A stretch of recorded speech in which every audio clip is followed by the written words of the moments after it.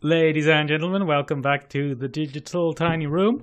I am your co-host for the podcast, Michael, and I am digitally here once again with Benjamin. Benjamin, say a digital hello, hello. Digital hello, hello. Very good. You're back in Italy, Ben. Yes, it's far less claustrophobic outside of the tiny room now. Yes. We're not piled upon or besieged upon by Transformers action figures. I don't know if you necessarily need to say action figures when you say Transformers. Well, just in case someone thinks the Transformers are real and they're hiding in your tiny room. Ah, which is exactly what they would do, being as they are robots in disguise. They are, Or and your tiny room is a perfect place to disguise themselves. Ben, when I was a child, I always believed it was robots in disguise, as opposed to the ground. That's a very Dublin. That's a very Dublin misunderstanding. Very Dublin misunderstanding. But Ben, if you'll watch the opening credits to Transformers, the first series, it actually goes Transformers, robots in disguise, as the characters are flying through disguise. Yeah, so I mean, the whole thing is not really your fault, Michael. I blame that on Dubliners' pronunciation. I blame Dubliners' pronunciation of disguise on that rather than, you know what I'm trying to say? Yeah, you think that there's a whole bunch of people that have been shaped by Transformers, the animated cartoon series. Yes, exactly.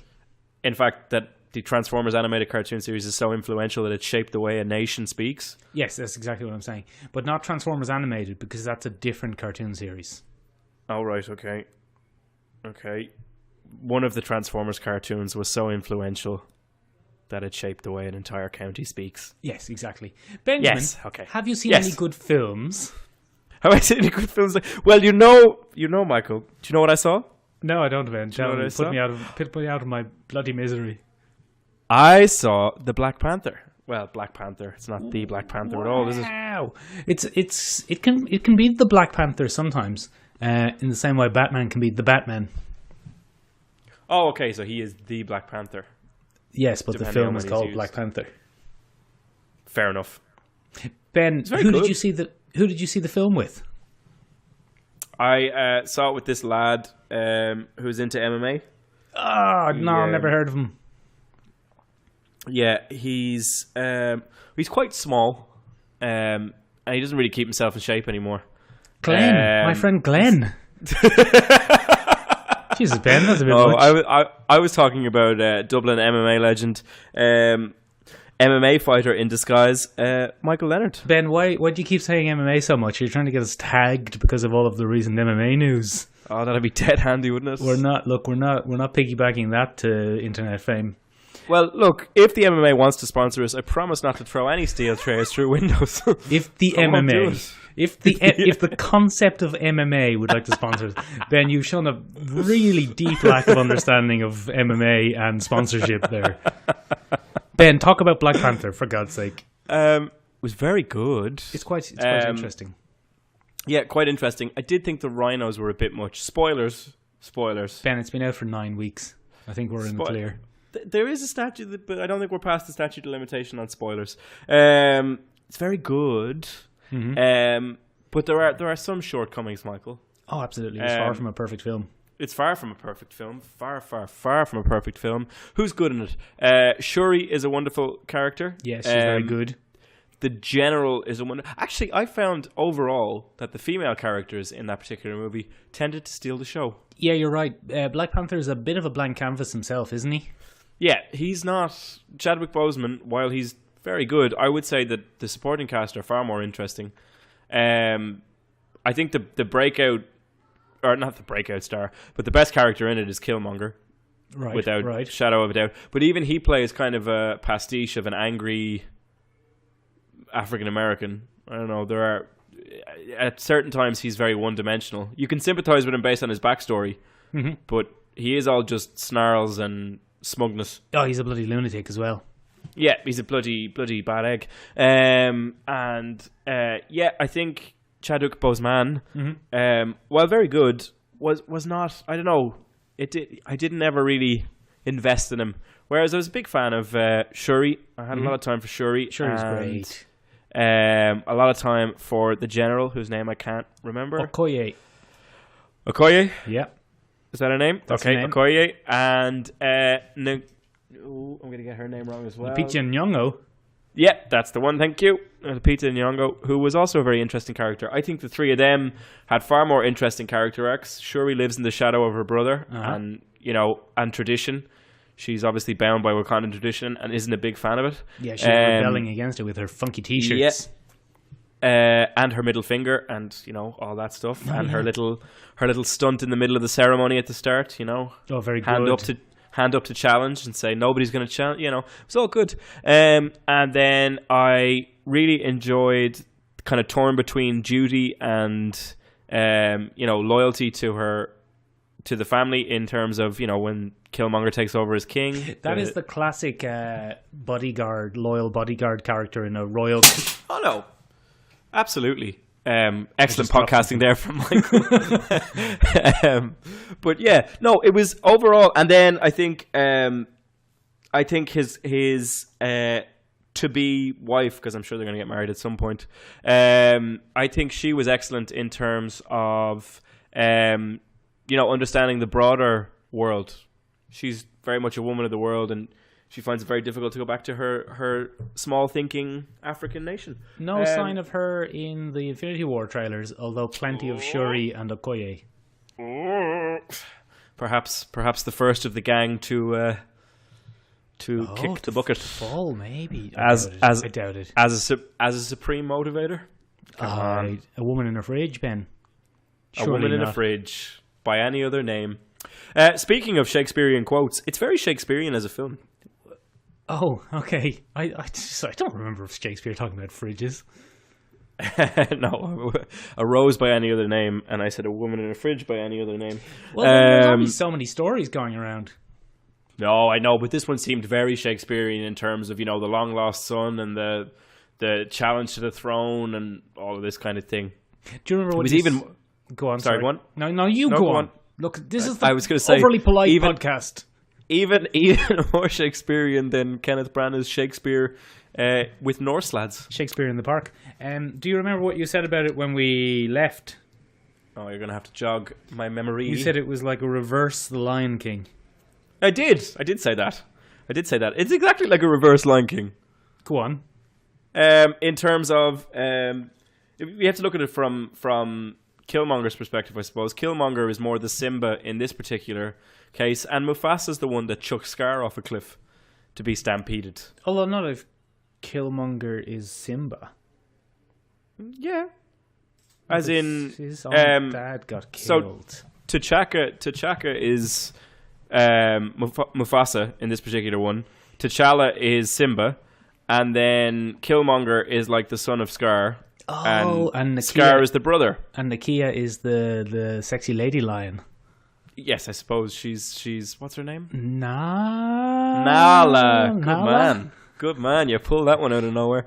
Nala is that one. But yeah, you have all those elements of I suppose if you look at what Nagia, is that it? Nakia, yeah. She's do you have voice or name blindness? I do today, apparently. I don't normally. I do today. No, but it is very much like Reverse Lion King. Killmonger goes off into the wilderness for many, many years. There's no Timon and Pumbaa for him. Well, there's Andy Serkis. Well, there's the CIA. The CIA is his Timon and Pumbaa. Hakuna Matata means destabilize the government for the rest of your days. Yeah, very good. Yeah, so that's his kind of thing. And then he comes back and he challenges. It turns out he's a real bad egg. Although I did completely understand what people were saying when they said it was hard to root for Black Panther. It's always hard to root for the monarchy, Ben. Yeah, but in this case, if he had been a more sympathetic character, if Killmonger had been more sympathetic in any form, but he wasn't, it would have been very hard to see that throne change hands again.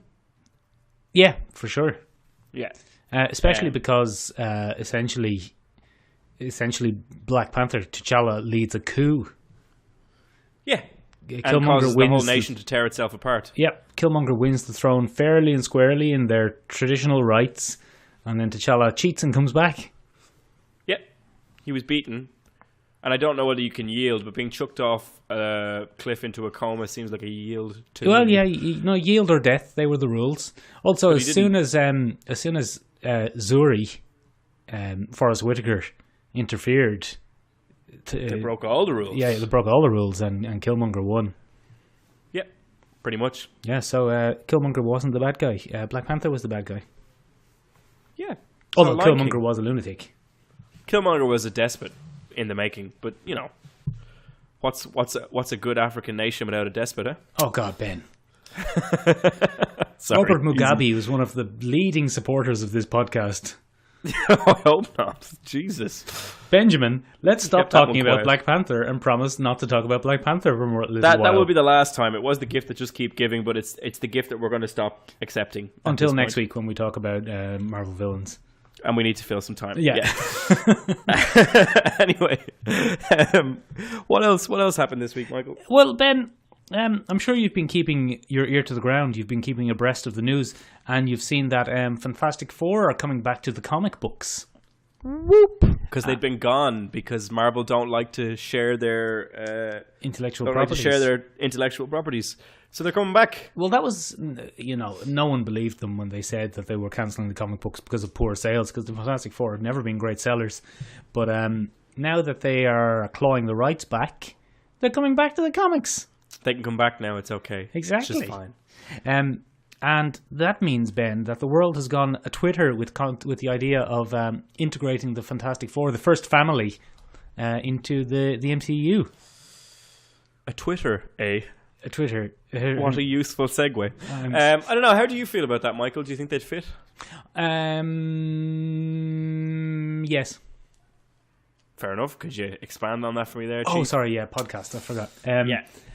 Look, personally speaking, I would like... I can't remember. Look, I'm sorry for stealing someone's idea, but I like the idea of them going into space 10 years ago.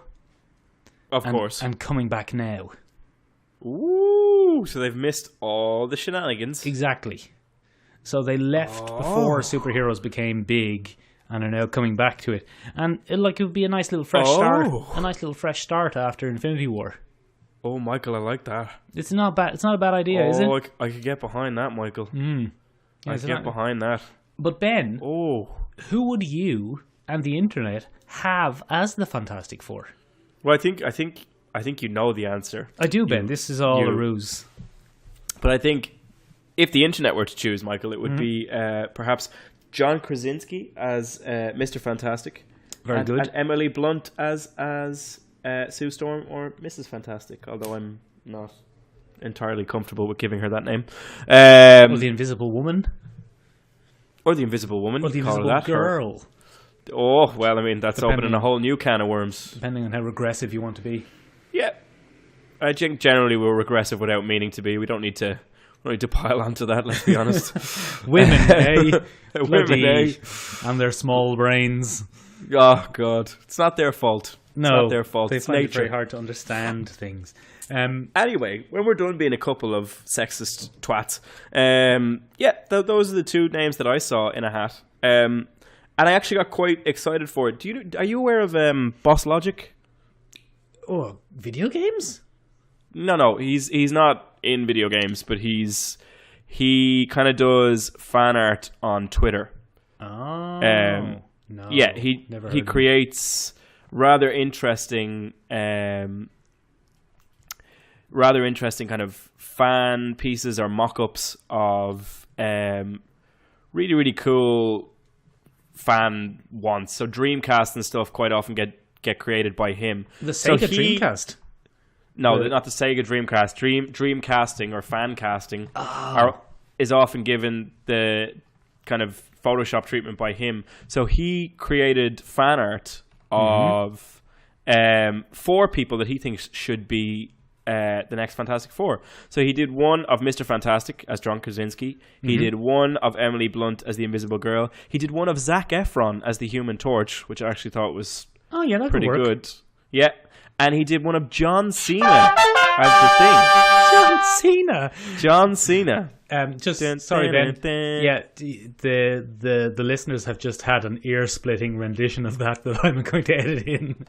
Why? Because I'm going to edit in John Cena's theme music after you just said it there. Excellent. So excellent. Sorry, listeners, that was probably ear-splitting.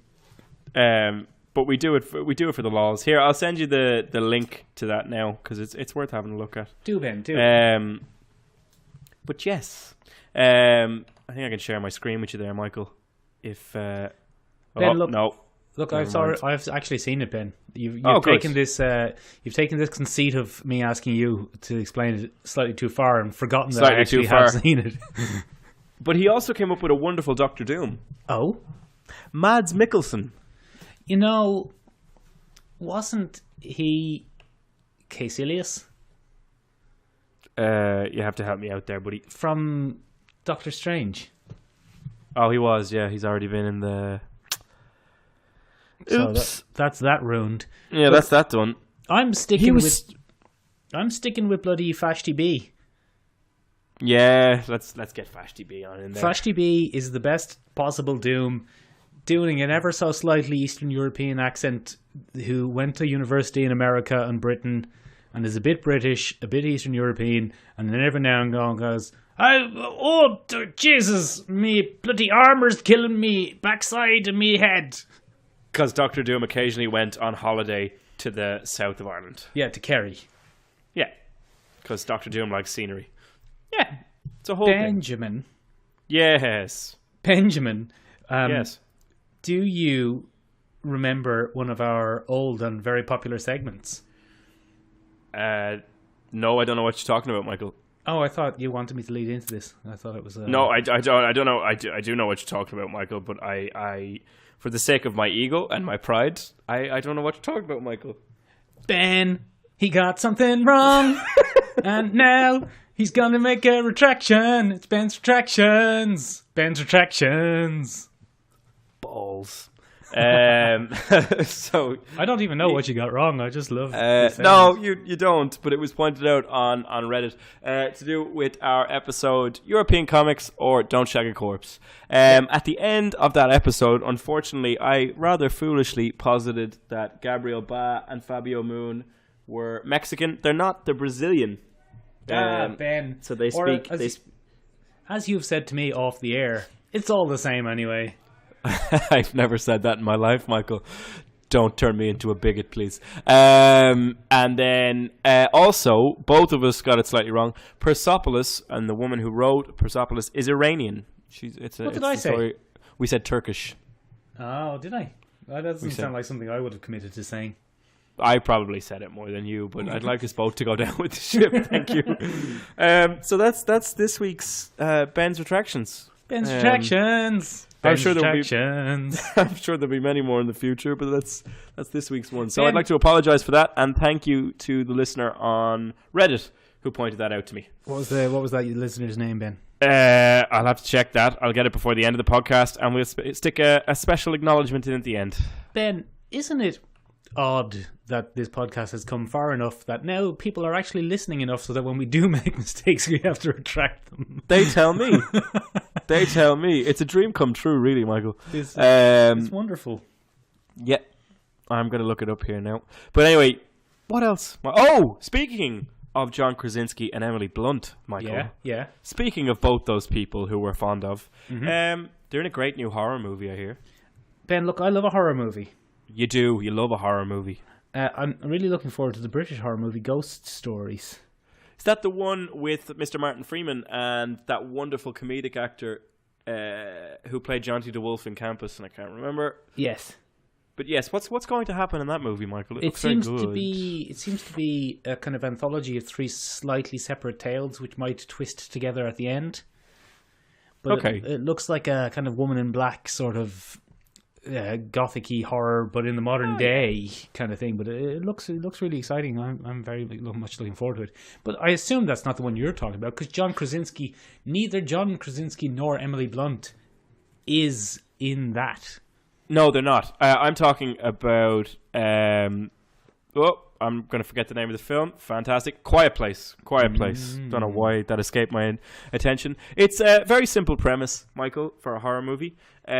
Basically, a bunch of aliens come from nowhere, and they hunt based almost exclusively on sound. Oh. So it's a bit of a Walking Dead. Haven't we seen that before? Has that ever happened before? Based exclusively on sound. Yeah. Where do you think it's happened before? People being quiet, people putting their hands over each other's mouths, people shushing each other. That's every horror movie ever. Yeah, maybe that's what Michael. I'm thinking of. You're thinking of every horror movie ever. No, this one's slightly different, Michael. This one is quite interesting in that it centers around this man's family. So the whole family is out and about in this kind of, I suppose it's a post-apocalyptic world at this point, because they've taken over and they did a very effective job because, as we all know, human beings can't shut the fuck up. Yeah, that's why nearly everyone has a podcast. Yeah, nearly everyone. We're working on getting your good lady friend to start her own one. Yeah. Called I Look Like Jessica Jones. Help. Sounds like a bloody Jerry Springer episode title. So anyway, the basic tenet here is this family has survived for so long because they have a deaf daughter. And they communicate with her exclusively through sign language. And so can avoid being hunted by the aliens. Not that sign language, Michael. I just received 2 middle fingers and two reversed peace symbols. Oh, and go touch yourself symbol. Very nice, lovely. He's like a football fan. Late in the evening on a Saturday. It's great. Avi, the referee. Yeah. Ref, it's a foul. You. Oh God, you wanker. So lifelike, Michael. Yeah, I know a lot about football. But anyway, it's has my interest because it kind of changes the jump scare. Oh, apparently. And as we all know, Michael, the jump scare is kind of shit. Okay, thanks for that. Now my heart's going to skip about 6 beats. Luckily, I'm a true professional, and I'm not going to let it affect me too much. But anyway, oh God, that hurt. Oh, my chest hurts now. You've given me palpitations. Between that and the John Cena music that I undoubtedly forgot to insert earlier, the listeners are going to be bloody horrified. The poor listeners, we're done. But no, this one is quite interesting in that we all know that the jump scare is now the shittiest of horror movie cliches. Mm-hmm. And when you want to get a quick jump out of someone, you just cue it in there, and you know the human beings can't help but have an old jump. But this movie apparently does it in a much better way. They telegraph the jump scares. What's telegraphing, Michael? So we can see them coming, Ben, in some way, in some sense. And I think more the way they explain it is, and this is in an interview with one of the cinematographers and one of the editors from the film. He says that they build the tension in a very different way. And what happens is, basically, you know exactly what's coming at every point, but they build this through silence. In a really horrible kind of... They don't depend on music or sharp tones like a lot of horror movies do. No violins, no shrieking violins, no sharp sounds, no low rumbling cello build, nothing like that. And usually, you see the jump scares coming and it still scares the bejesus out of you. Well, because they do it in glimpses and snapshots. We'll have to go and give it a look then. Yeah, I think it might be one for you, Michael. I think, as you know, I don't trust with them myself, but you're easily spooked. I think it might be one for you. I'm easily spooked. I'm like a deer. Benjamin, speaking of spooky things that spookify you, have you seen the first episode of Legion season 2? Believe it or not, I actually have. Oh wow! I have seen the first episode of Legion season 2. I actually have no follow-up questions because I assumed you hadn't. Yeah, I had assumed I hadn't as well. I'm as surprised as you are. Did you like it? I loved it. Thought it was amazing. Completely the same tone, completely new direction. It's great. They seem to be messing around with time now. They're always bloody messing with something in Legion. No, again, completely uncomfortable experience watching because they throw you straight into the deep end all over again. Mm-hmm. And we've done a time jump. Or have we? Or how? Oh, that's true. That's true. Oh, for him, it hasn't been a time, of course. Okay, so major spoilers for Legion, episode 1. Yeah. But anyway, turns out after the events of season 1, David gets scooped up inside a little titanium time-traveling volleyball. Not necessarily time traveling. He might have just lost a year of memories. It could have been that. But then there's also a suspicion that he hasn't lost any memories. Yeah. Or there's a suspicion that he's been piggybacked by something else and doesn't have access to his memories. Look, to be honest, Ben, with something this non-sequential and... oh, that was gross. That was. Sorry. That was not intentional.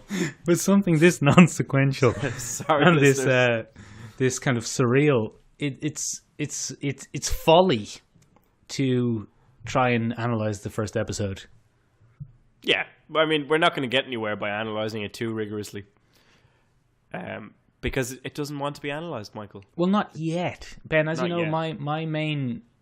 my personal, the thing that I most disliked about Legion season 1 was when the surrealness started wearing off because of the necessity of having a coherent plot. Because it had to go linear. I remember you struggled with that at the time. I think we're right back to square one here, though. Well, yeah, exactly. It's gone mad again, and it's great. The Wes Anderson quality of the sets has taken over even more so, I think, in season 2. Oh, the sets are great. I love the Admiral, the sexy men with the mustaches, looking through the mirrors. And that's all based on the comic. That's they're a version of the Cuckoos from the X-Men comics. Oh, you think so? I think so. The Stepford Cuckoos. The Stepford Cuckoos are currently in the TV show The Gifted. Oh, are they in The Gifted? Are they? They're the flat-out Stepford Cuckoos, 3 blonde ladies. And actually, they're the best thing in that show. Are they? Yeah. Look, it's worth watching, Ben. Give it now. Roll You your said it eyeballs wasn't over worth watching. God damn The Gifted. it, Look, it's a lot more generic than Legion, but it's all right. It's decent. It's better than Cloak and Dagger is going to be. God. Anyway, highlight of episode 1. Dance off. You. Yeah, exactly the same. The dance off was incredible. Dance off was very good indeed. Psychic battle through dance off. Yep. Game on. Yeah. I especially love that none of them are great dancers. No, and you can tell. Yeah, they're just normal blokes having a dance. It's very Scott Pilgrim-y. In a way, Jermaine Clement does his most favorite dance, which is a low squat with his hands out in front of him, hopping forward. He does that all the time. Anytime I've ever seen that man dance, he does that move. But he's so good at it. But it leads me to think that they actually choreographed the dance themselves, the actors. I'd say they probably have. I'd say they worked with that team of lads that they had with them and pushed it a little bit. Yeah. Sorry. One of the low points for me is I think the relationship between David and what's her name? Something with Jin. I am Finn. No, I am name blind today.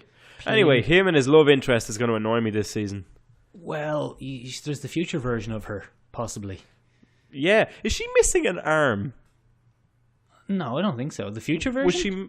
Was she missing an arm? No, I didn't think so. She doesn't use it at all. And for some reason I had an inkling that it was missing, but I could have been completely wrong there. Anyway, I think that relationship's going to annoy me this season. But I think that's supposed to be kind of the point a little bit. What, that it's turning into a generic sappy dappy? No, I mean, you could see probably my favorite line was, for me, I disappeared yesterday. So, from my perspective, you're the one who's changed. That was great. Swish. Yeah, so I think that's going to annoy me because for some reason they've turned her into a bit of an irrational woman character. A bit of a squib. Yeah, where all of a sudden she's like, oh, how could you do this to me again? Sid, thank you. But I think they've kind of... Well, obviously, as you said, first episode, impossible to make an accurate assessment. But her character seems to be an awful lot more like the nagging ball and chain housewife thing where she's like, you left me, you promised you wouldn't, and it's like, clearly he was kidnapped by a steel ball. Ben, I am, first of all, earlier on you said that the ball was titanium, and second of all, I am worried that this is a reflection of your own fears more so than the TV series. Whoops. Am I giving away too much on the podcast again, Michael? Possibly, yeah. I think this is shit. This is an off-air conversation. Oh shit. Okay. Look, Ben, I'm sorry for holding you back. No, that's fine, Michael. I just wish you'd support me a little bit more. But yeah, fair enough. Anyway, dance off. Jermaine Clement looking like a great addition. Really love the opening scene in the pool. Yes, very good. We're trapped. Big fan of that. And John Hamm's voice. John Hamm being the narrator. Yeah. Game on. Who will very he good. play later in the season? I don't know. I imagine we will meet him though. His physical Jermaine body. Clement was the primary narrator in season 1, so we'll see. He had his weird little monologues in season 1 when we didn't know who he was. So Benjamin, yes, as I was saying there, my biggest complaint with this type of story is I love a bit of weirdness, a bit of a bit of incoherence, not incontinence. You do. I'm against incontinence. I love incoherence. That's not what I've heard. Very good, very likely to get me in trouble. Lad humor there. But Ben, what I'm saying is it possible to have a surreal story without having to bend over for the needs of the narrative? Or Ben, just let me be even clearer. Ben, what even is surrealism? So, actually, while I love our classic "What Even Is," I think your initial question might actually be better served in this case. Is it essential? If you commit to surrealism, is it essential to abandon narrative? And if you go back to the roots of surrealism, then yes it is. Ben, what are the roots of surrealism? The roots of surrealism are very, very simple. It was first... Ooh, not very very for me, because I went to college.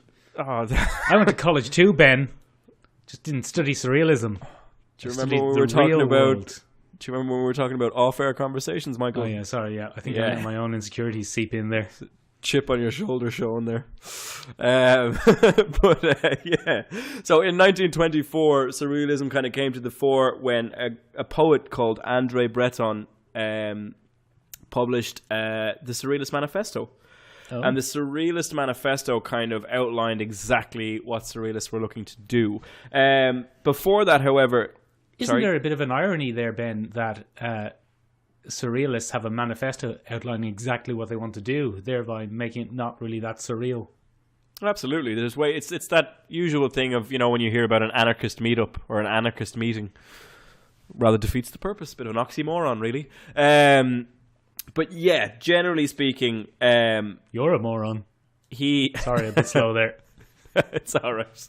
He outlined what the Surrealist Manifesto was, and the Surrealist Manifesto is basically, overall, an attempt to engage the human subconscious or unconscious mind. The ego. No. The id. No. The anti-person. I suppose.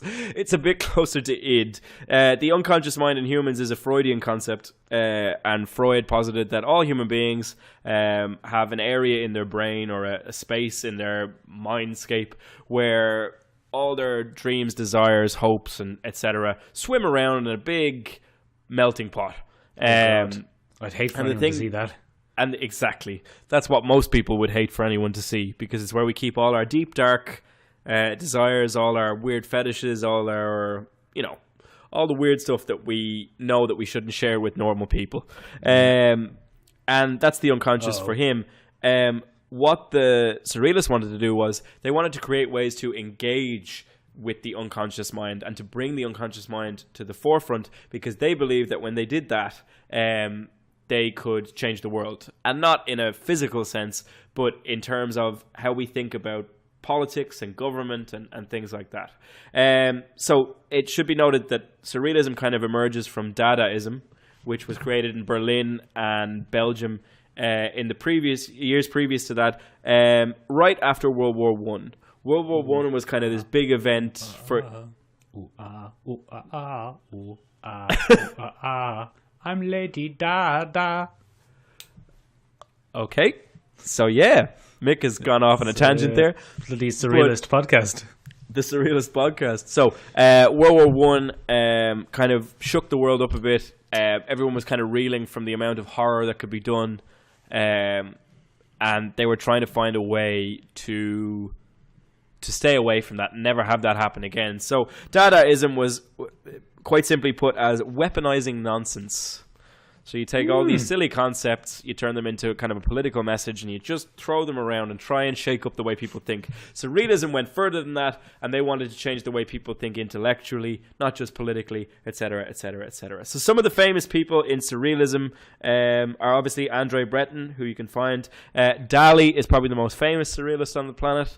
Magritte, René Magritte was another famous one. He did the paintings of the apples and the man in the bowler hat, that which guy. you might know. Yeah, that pops up in comics all the time. Yes, they love him. They love a bit of Magritte.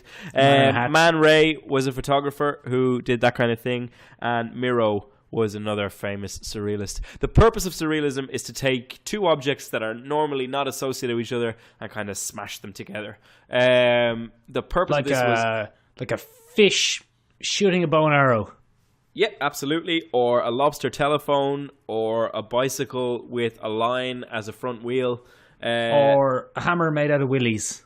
Or a hammer made out of willies if you're a dirty pervert like Michael Leonard. Oh no, you've used my full name while calling me a pervert. I'll put you on a watch list. So yeah, and the purpose of this was always to engage with the thing. But some of the art that comes out of that is absolutely bananas. It's bloody bananas that are also fish. Yeah, absolutely. Banana fish. But luckily for us, comic books has a long and quite strong love affair with banana fish. What are you drinking there, Ben? That's peach iced tea. Oh, it looks like whiskey. Looks like a massive glass of whiskey. Like a massive glass of whiskey. No. I don't have to be drunk to talk about surrealism, but it helps. Yeah, Ben, tell us about some of these massive histories of surrealism and comic books and whatnot. So I think like one of the first people that you can look at is Jack Kirby, I suppose, our old friend Jack Kirby. Although not a personal friend. Not a personal friend, no, but more of an acquaintance. Just more of an acquaintance at best. I think I met his sister at a wedding once. The whole thing. Josephine Kirby, classic. Great woman. So anyway, what are you saying? It's the worst podcast ever. So yeah, Jack Kirby kind of had the New Gods, and the New Gods are these very strange creations. The bright garish colors. There's an evil granny who runs like a brainwashing facility to create soldiers, and then you have the New Gods themselves. You have New Gods who dress like cowboys from the Old West. You have New Gods who dress like Greek gods. You have New Gods who name themselves after famous actors. It's kind of surreal. That would be a very himself after a famous actor. The Beautiful Dreamer. She comes down and names herself after I can't remember, someone in the 60s. There's a really weird back issue where she stalks someone from Earth and kind of models herself on her. I'll find it and we'll link it down below. So that would be one of the early examples. Cosmic themes often play into surrealism because it's quite unfathomable. You love an old cosmic horror, Michael. I do, Ben. I enjoy a cosmic horror. You do. You love a cosmic horror. Cosmic horror has a lot to do with surrealism, because it draws on stuff we can't possibly understand, and generally the monsters in cosmic horror are strange aberrations that kind of are cobbled together from other things. Bloody fishmen. Bloody squid-faced men or fishmen that go around raping people if you're Alan Moore. Yeah, that kind of thing. So that's surrealism, but there's a lot of it in comics, Michael. What about yourself? Do you know any surrealist comics? Ben, I don't know, because I'm not really... You see, comics themselves, just as a medium, to someone who doesn't like comics, almost every comic is a bit bloody surreal. Yeah. People running around in colourful costumes with their underpants outside, punching each other to solve problems. Disparate bloody images left, right and centre if you don't read the bubbles. Yep. Yeah, exactly. I mean, speaking of bubbles, have you ever... Ben, are you familiar with the work of Grant Morrison? Grant Morrison? better. That was better. Yeah. No, that was a genuine question. I wasn't a lead. Yes, Are you familiar with the work? I am quite familiar. A wonderful example of a modern, contemporary surrealist writer. He loves. So you would consider him a surrealist then? In as much as many comic book artists are, or comic book writers can be surreal, yes. Because it's interesting what you said there a while ago. You said that the whole point of surrealism was making people rethink how they think. Yes. Well, that was... I could be wrong there, but I'm fairly certain that was the main gist of what we went for. Yeah, well, I don't care if you're... I don't care if that's what they meant. It's just interesting that you said it. Because that is kind of how... Have you ever read any of the following three things? Flex Mentallo? No. Oh, interesting. The Invisibles? Yes. And The Filth? I haven't read The Filth. Because Grant Morrison, as you know, he's a weirdo. And he is. Even in his interviews and stuff, he is a weirdo. I think Grant Morrison, who gives interviews, is a made-up character. Like Alan Moore, I'm not convinced isn't a mad egg.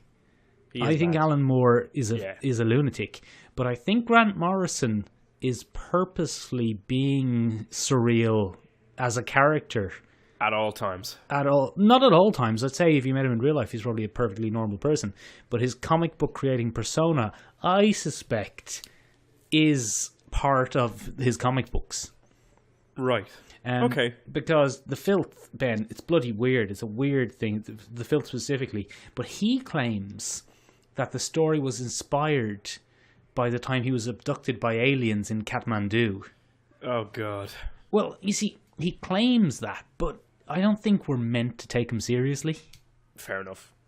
But The Filth is full of bloody surrealism. It's about basically cosmic garbage men who take all of the wrong stuff and remove it from reality.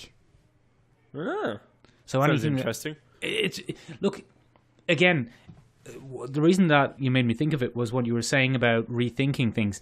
The whole thing seemed to be Grant Morrison again, I don't know if it's real Grant Morrison who really believes this, or Grant Morrison... The character who is essentially an extension of the story of the comic book. Okay. Because Grant Morrison, the character, claimed that he wrote these three comic books as a way of trying to unconsciously help society. Because he seems to have hated society in the 90s. So he was writing these comic books to help society get past their 90s problems. Which is interesting because you said that's kind of the point of surrealism in a way.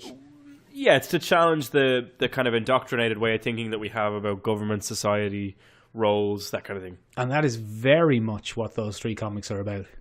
I would say, generally speaking, Grant Morrison generally channels surrealism into everything that he does. I suppose one of the earliest examples of real surrealism in early comics history would be Arkham Asylum, House on a Mad Earth. Where you're Batman?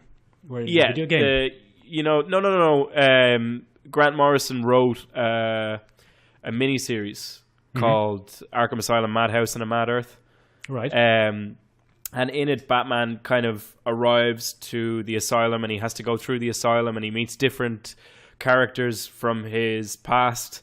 But Batman, from the very beginning, kind of has, I suppose, he starts to lose his memory as he goes through the asylum, and he has dream sequences as he goes through the asylum, and that kind of thing. The idea of dreams bleeding into reality, or dreams being a guiding principle are very strong themes in surrealism. One of the first surrealist movies was described as a dream brought to screen. That was the literal tagline given to the film back in the I'm not going to get that right, so I'm not going to commit to it. But it was somewhere in the early 20th century. And dreams are a big thing. So Batman goes through the asylum and he kind of deals with with different people from his past, and characters that haven't traditionally talk a lot, and stuff like that. So it's very surreal in that way. But as we know, dreams are a big thing in certain comics. I see where for you're example, going. Our fan favorite, or our personal favorite, Sandman. Massive surrealist themes from Neil Gaiman going out throughout that, particularly in the character of Delirium. Ben, do you want to know an interesting thing about Sandman? Go on. I can't find my Sandman comics. Oh. And now I'm starting to doubt if I've ever read them. Oh, how surreal. Isn't that bloody How weird? surreal. Where are they, Ben? I don't know. You should find them, though. You have originals, don't you? Yes. Oh, original run trade paperbacks. Yeah, but still. Is that impressive? I don't think It's got to be worth something. Hang on, my computer's having a fit here, Michael. Ben, I'm not going to sell news. them. I don't sell comics. I don't generally sell anything. That's why I have a room full of tat. Well, let's not call it tat, Michael. Let's give yourself some credit. Jesus. Ben, I'm just going to go back while you're fixing your computer there. You asked there earlier, is the filth good? Yes. And that's a very interesting question, Ben. It's certainly interesting, but it's a very hard read because Grant Morrison's. There's a lot of raping. There's a lot of horror, not jump scare, A Quiet Place horror, gross porn things and people doing horrible things and dead cats and Grant Morrison, it seems to be an ode to Grant Morrison's hatred of society. Oh, so it's very interesting. That's actually good. I wish I hadn't written that down. I saved it forever on the podcast. He clearly hates society so much, and this is just letting it all out. He just vents it all on top of that. Do you think that's where Transmetropolitan came from? Later. I know that's not Grant. No, it's not Grant Morrison. It's Warren Ellis. I think Transmetropolitan is contemporary or even predates it. Because I've always thought that Transmetropolitan, the character, looks a little bit like Grant Morrison. And his whole thing is that he went off to a mountain to avoid society because he hated it so much. And he gets dragged back into it. And he spends his time going around breaking all the rules and spitting and cursing at people because he hates them so much. So just when you said it there. Transmetropolitan ended just as the filth started. Oh, never mind so. That is a completely null theory. Anyway, back to Delirium and Delight from The Sandman. It's really interesting that Delirium in the Sandman comics, and I think Delirium is a direct ode to surrealism because it's explained that she used to be called Delight before the 20th century. In the Victorian era, she was called Delight, and she was just the endless of happiness. That's what she was. She was what people saw. Was she Turkish? She was not. She was not. And has no correlation with the sweet at all. She then transforms into Delirium. And Delirium is the very strange, crazy character that manifests little goldfish that swim around all the time and stuff like that. So that's Delirium, and it's interesting that she changes form right as surrealism becomes a dominant movement in art. Oh, interesting, Ben. Is that a comment from Neil Gaiman? No, it's not. It's a correlation from me, but I'm sure you could probably find Neil Gaiman backing it up. No, what I mean somewhere. is I'm not asking the artist. I'm referring to the art. Do you think that's what that is? Is that what's going on there? I would think so. I think surrealism was a huge force at the beginning of the 20th century in terms of breaking traditional rules, moving away from that, and it certainly helped to shape modernism, and then furthermore helped the 60s. Like the 60s would not have been what it was without surrealism predating it. It was this kind of not necessarily disrespect for the rules, but an understanding that the rules don't have to be there. Ben, are there any comics that are genuinely, truly surreal in a non-narrative sort of sense? Oh, okay. I know actually thrown that at you and you haven't. I think one that's really, really excellent is now a European comic, because we're fans of that here. What with being European? What with being European, and it's Pachyderm by a guy called Frederick Peters. Oh, you talked about this a couple of weeks ago. Yep, I did. But it's funny that you said one that's genuinely surrealist, and I think that's as close as I've come to a truly surrealist comic. It's not very linear. It's very hard to keep up with. It's filled with manifestations of dreams. It's about a woman that's going to visit her husband in a Swiss hospital. Mm-hmm. It's set right after World War II. Right, go on. And it's absolutely fascinating. Basically, she gets stuck in a traffic jam caused by a dead elephant, which is why it's called pachyderm. Pachyderm, of course, meaning thick skin. Yeah. Is it? Yeah. Okay, fair enough. Thick skin, there we go. Derm is from there, dermatological. That actually makes a lot of sense. Yeah, thick Pachycephalosaurus, thick skull dinosaur. Yeah. Sorry. So, Science! She has to abandon her car in the traffic jam to go see her husband, because she's not sure if her husband is going to be alive by the time she gets there through the traffic jam. So she sets off through the woods to get to the hospital to visit her husband. I won't spoil any more than that, because there's no point. It's very hard to explain a surrealist comic anyway. How's the art, Ben?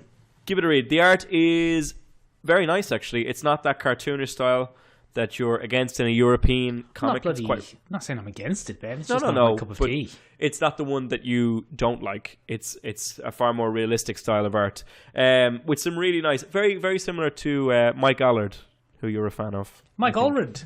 Allred, yeah, sorry. Really?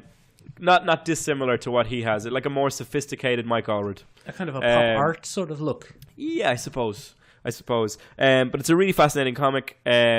There's a whole Cold War plot turned upside down on its head due to the fact that it comes after World War II.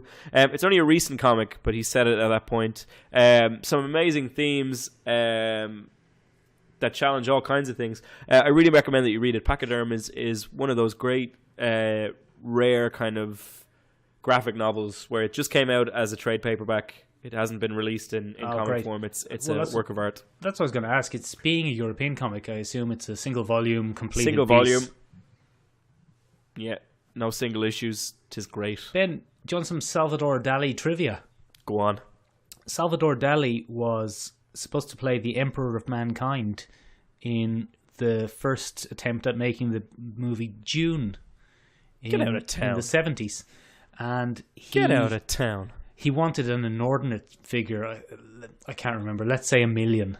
But he wanted $1 million for his role, and that was inordinate at the time. I know what it was. It was like $1 million per day.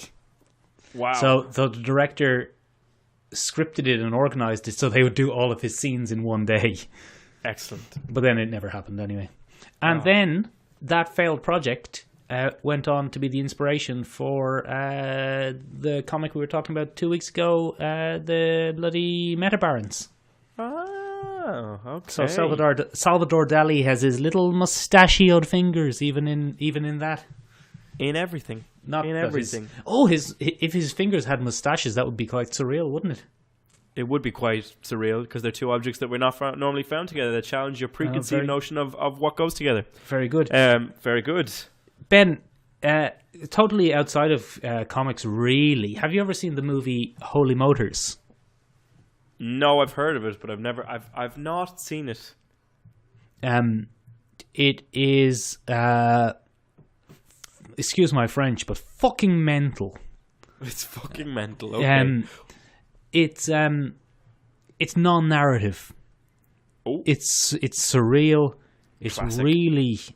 I mean, you could pull a narrative out of it if you really, really, really, really, really tried. But that's not what they want you to do. Well, Ben, who cares what they want us to do? Who's they anyway? Who's they anyway? Oh, Michael, you're singing my tune. Who's they anyway? Who is they anyway? What even is love? Baby, don't hurt me. I bloody hate it, to be honest. because it's too nonsensical for you. I mean, the individual. It's a French thing. It's a French film, but there's quite a bit of English in it, and I think there's some French in it as well. I can't remember. Fair enough. Ben, I understand enough French that I knew what was happening. Good. But I didn't know what was happening anyway because it was all nonsense. But even though I fucking hated it, I saw it probably, let's say 5 years ago, at least. And I still remember it like yesterday. Okay, so it stuck in the mind. It bloody really wormed its way in there. And well, then it served its surrealist purpose. That's the whole point. It's to, in a bloody sense. But that's the whole point. It's to craft an image or craft an object or whatever that's so striking that it challenges your brain. And generally, when you come across something like that, it sticks. It sticks.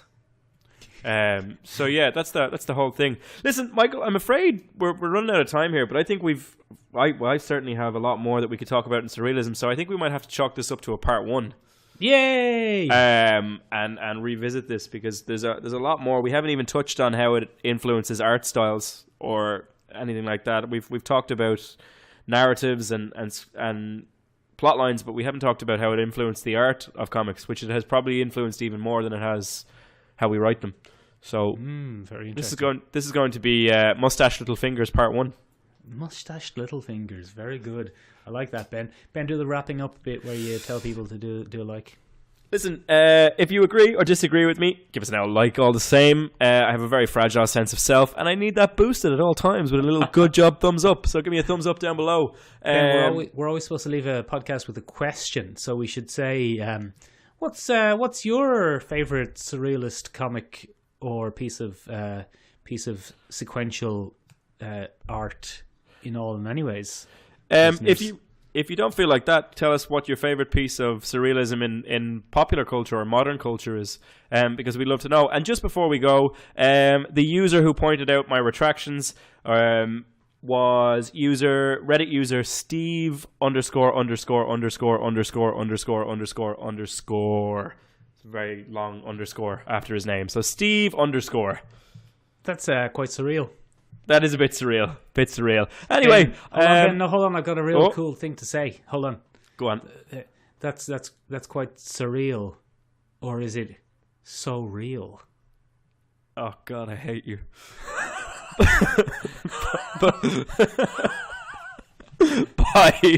Bye.